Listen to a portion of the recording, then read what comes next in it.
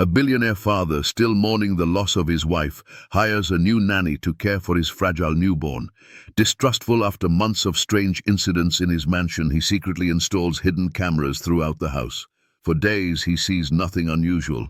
Then one night, while reviewing the footage alone in his office, he freezes. His hands start shaking as he realizes what the camera just captured in his own kitchen. What he sees is something he never expected, something that will change everything he thought he knew about the woman caring for his child and about himself. Before we continue with this story, don't forget to subscribe to the channel and like the video. Oh, and don't forget to comment below where you're watching us from. We love to know that. James Weston had everything anyone could imagine: money, success, a huge house, and a growing tech empire. But none of that mattered anymore. A few weeks ago, his wife died in a horrible car accident.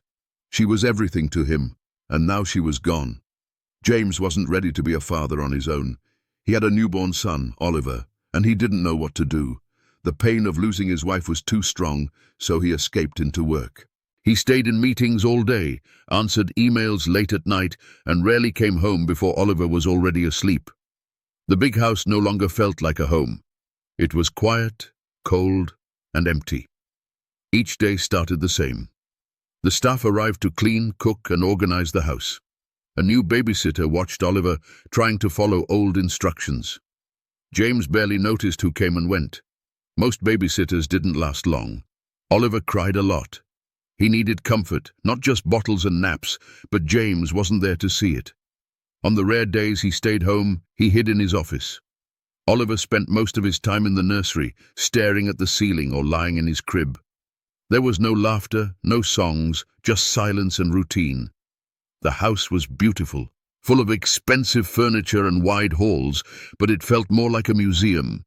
Rooms were always clean but never used. Oliver's toys stayed in a box. James tried to forget what he lost, and in doing so, drifted further from his son. People came in to help, but no one stayed long. Then one day someone new arrived at the front door. Grace Mitchell was hired after a long process. James, though distant, wanted someone reliable. Grace stood out. She wore plain clothes, spoke calmly, and answered every question with honesty. When she arrived at the mansion, she brought only a small suitcase and a notebook. The house was big and clean, but cold and still. Grace didn't try to impress anyone. She kept her focus on Oliver. The baby was quiet at first, but not in a peaceful way. Oliver flinched at sudden sounds. When the light from the window hit his face, he turned away and frowned. During his first cry in her presence, his breathing changed. It wasn't just crying, it was a struggle, like his chest was tightening. She picked him up and rocked him until he calmed down. That same day, she started writing notes in her notebook. She moved the crib away from the window, turned off harsh lights, and lowered the volume on the baby monitor. She handled daily tasks with precision: feeding, naps, changing clothes, all done calmly and on time. She watched Oliver closely, noting when he tensed, how he reacted to light or sound, and how long his breathing took to settle. She wasn't a doctor, but she trusted her instincts. She added a soft curtain to filter light, used quieter toys, and moved her own room next to his so she could respond quickly at night. Every morning, James passed through the kitchen, grabbed coffee, nodded at Grace, and left for work. He didn't ask about Oliver. Grace didn't push. When Oliver cried, she adjusted his position, checked the room, or sang softly. Slowly, she understood his patterns. One morning, James opened the security system on his tablet, as he often did. Normally the footage was boring, but this time, something caught his eye. The kitchen camera showed Grace holding Oliver upside down, his head pointed toward the sink. Shocked, he rewound and watched it again in slow motion. To him, it looked like she was hurting his son. He said nothing to Grace. Instead, he started watching her every move. He noticed cold towels on Oliver's body, baths at unusual times, the baby monitor turned off at night. Fear turned into suspicion. He called his lawyer, explained what he had seen, and said he wanted to let Grace go quietly. The lawyer advised him to keep documenting everything. James had no idea that what he saw was a breathing technique Grace had learned as a pediatric technician. It was meant to help babies clear trapped mucus from their lungs. It looked strange, but done correctly. It was safe. She believed Oliver's tight chest and difficult crying could be eased this way. She didn't explain it to anyone, assuming no one would care. One night, Oliver woke with weak cries that turned into gasping and wheezing. Grace rushed in and felt his chest tightening, his tiny hands trembling. Panic wasn't an option. She turned him gently into an inverted position and performed nasal and chest-clearing maneuvers. Oliver coughed hard, then his breathing slowly returned. She stayed beside his crib for hours to be sure he was stable. The next morning, James reviewed the footage again. Seeing Grace move quickly, lifting Oliver upside down and tapping his chest and back, his fear exploded. Without sound or context, it looked like violence. He replayed it over and over until anger replaced doubt.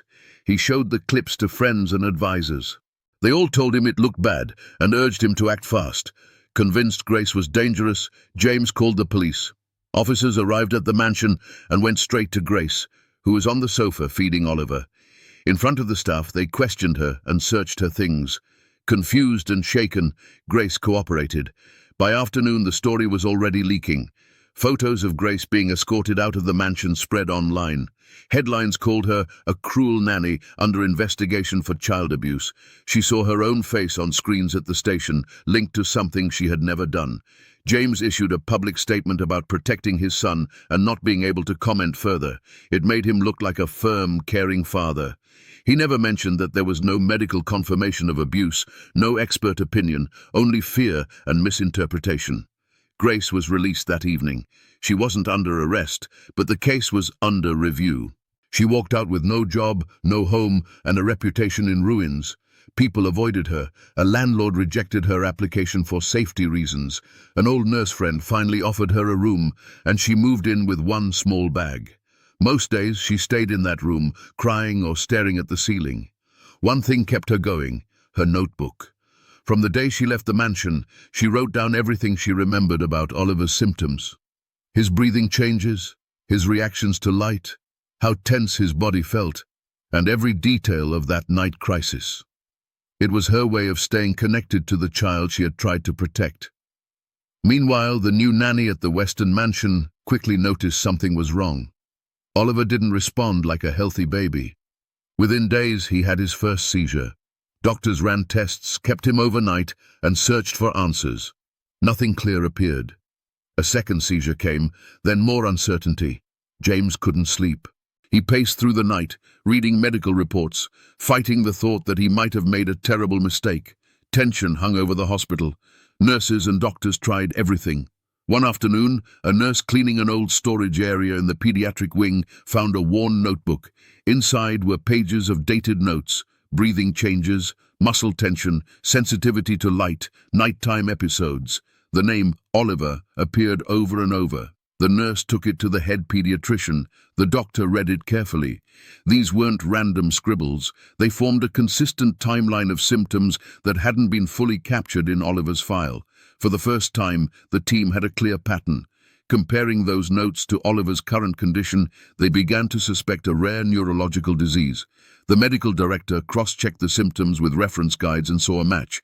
Spinal muscular atrophy type 1, SMA type 1, a severe but treatable condition if caught early. Urgent tests confirmed it. Oliver had SMA type 1.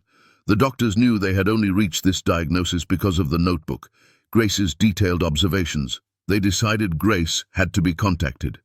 Reaching her directly was difficult, but eventually they got through via her nurse friend and asked her to come to the hospital. She hesitated, afraid it might be another humiliation, but finally agreed. To avoid cameras, hospital security brought her in through a service entrance. In a private room, the medical team explained the diagnosis and thanked her. The notes she had written were the key. Grace nodded quietly. She had suspected something rare from the start, remembering a similar case from her pediatric training. They asked her to explain the care Oliver would need: respiratory support, positioning, gentle stimulation, how to handle episodes without panicking. She spoke calmly, focused only on the child. Not long after, James was called in for an update. He entered expecting to see only doctors. Instead, he saw Grace. He froze. The weight of everything he'd done crashed down at once. The accusations, the police, the headlines, the silence. His face collapsed, and he began to cry, not polite tears, but deep, broken sobs.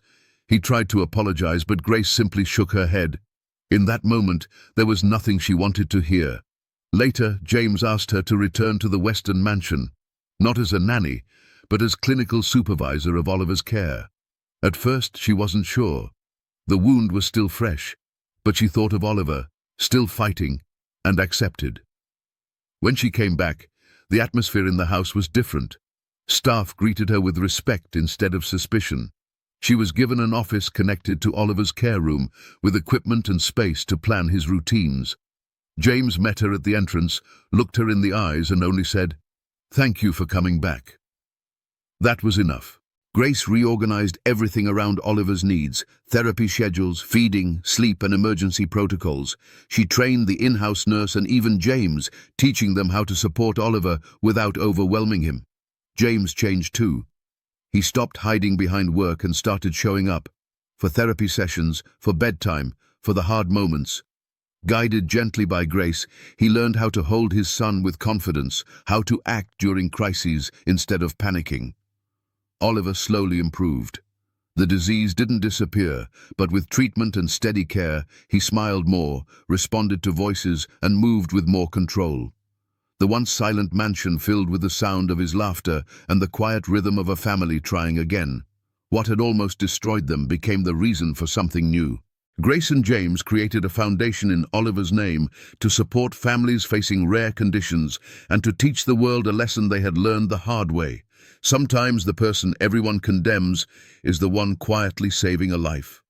From then on, Grace and James worked side by side, not as a couple, but as true partners. The mansion, once cold and haunted by grief, became a place of healing. Nurses, therapists, Grace, James, and Oliver moved through its halls with purpose. Toys lay scattered on the floor. The kitchen buzzed with conversation. It wasn't a perfect home, but it was real, and for the first time, it felt like a place to live, to love, and to begin again.